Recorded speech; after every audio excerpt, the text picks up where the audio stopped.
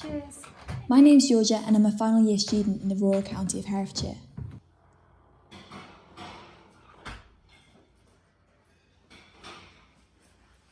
Although my studies have moved online during the COVID-19 pandemic with the suspension of face-to-face teaching in schools and universities,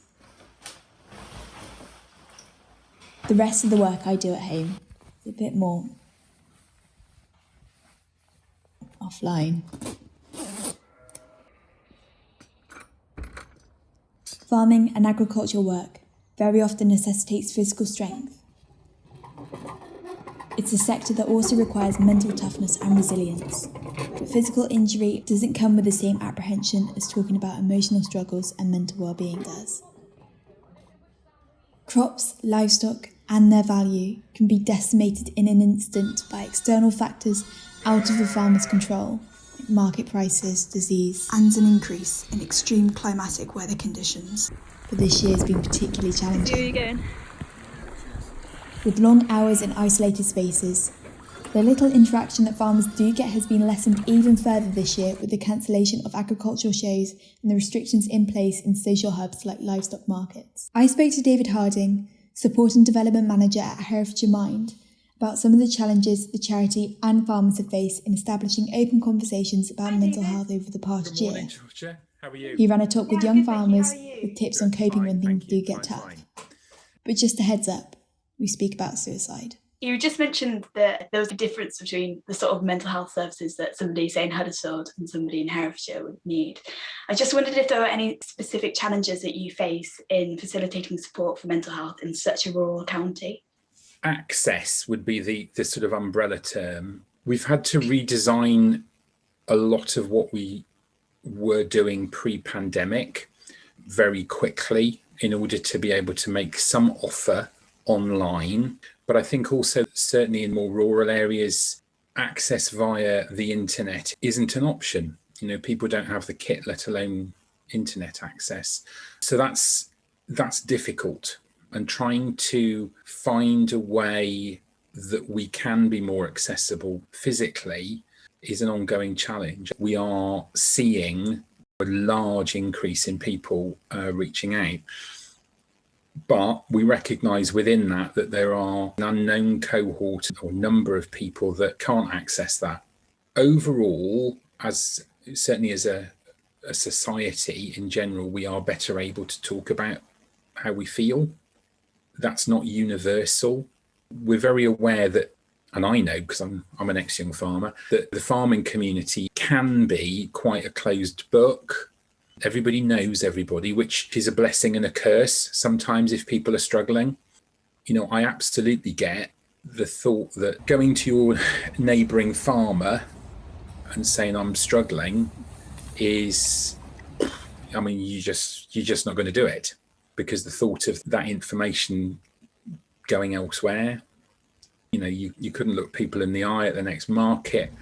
That's a difficult one. My concern is for an older generation where, particularly in the last year, you've had issues around, you know, for example, the farmer might have had a second job to help supplement and keep the farm going, and that job might have disappeared because of the pandemic. So suddenly you've got a whole heap of trouble and there isn't a resolution. Yeah, that's a big deal, and we worry. A key focus within the suicide prevention strategy for the county is the agricultural community and middle-aged men. The statistics around suicide indicate that it's that age group in that sort of demographic that are at the highest risk of considering ending their life. It's shocking. In the last couple of years, there's been a real emphasis on those statistics. And I think now it is that suicide is the leading cause of death within rural areas in the agricultural industry. And that's a sobering thought, very sobering thought. We also know from research pre-pandemic that men are more likely to succeed in taking their own life without having reached out first. The flip side is we know, and You know that the agricultural community is incredibly resilient. Farming is, is a hard way to earn a living. There is a very strong connection within the agricultural community, and people do look out for each other. Now, that might historically have been about the sort of practical stuff. That "are you okay" question provides a space for somebody maybe to just think about it. And if you ask again, or say, well, look, if you do ever need to have a chat, you know where I am, it's leaving that opportunity open. So it's not rocket science, but it just takes a little bit of courage just to go, yeah, I need to ask the question. That phrase around increased awareness, just keeping a weather eye, because the flip side is if you didn't ask the question and something happened, how would that make you feel? Yeah.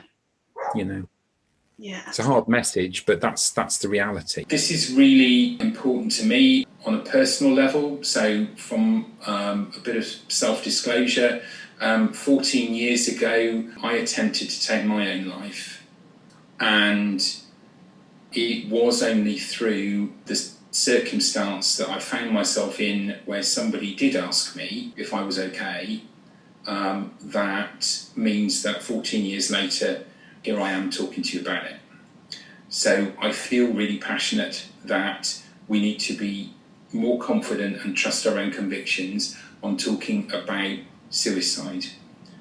And the world will not stop turning. Yeah. The world will not stop turning if you ask the question. What's the worst that can happen? Somebody tells you to bugger off. Well, okay. I think we can all cope with that. Do you know what I mean? Charities like Mind and people like David are working hard to break down some of the stigma attached to speaking up and speaking out about how we're feeling in our rural communities and establish open conversations in our working environments. Now, during the pandemic, farmers have continued to work their land and work their homes and farms in much the same way as they always have done. But for some, working from home has presented new challenges. Life and work as we knew it stopped pretty abruptly this year.